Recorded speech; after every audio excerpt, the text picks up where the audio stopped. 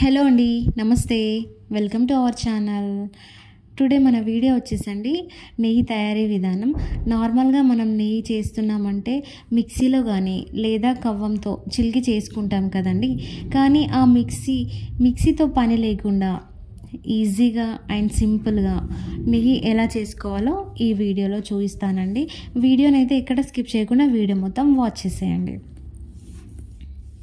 నేనైతే పాల మీగడ అండ్ పెరుగు పక్కన కనిపిస్తున్న చిన్న స్టీల్ బాక్స్లో ఒక 1 వీక్ 10 డేస్ వరకు స్టోర్ చేసి పెట్టానండి ఫ్రిడ్జ్లో.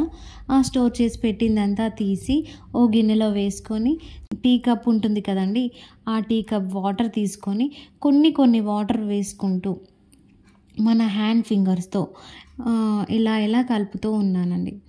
మనం కొన్ని వాటర్ వేసుకొని కలుపుతూ ఉంటే ఇలా వెన్న అన్నది సపరేట్గా ముద్దలా వచ్చేస్తుందండి.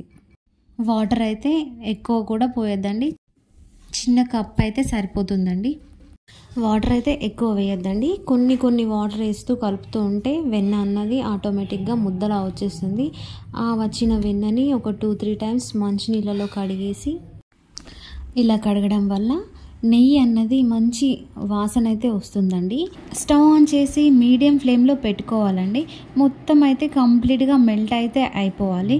ఒక 15 మినిట్స్ మంచిగా మరగనివ్వాలండి. ఒక 15 మినిట్స్ తర్వాత మనకు క్లియర్గా బబుల్స్ అయితే రావడం జరుగుతుందండి.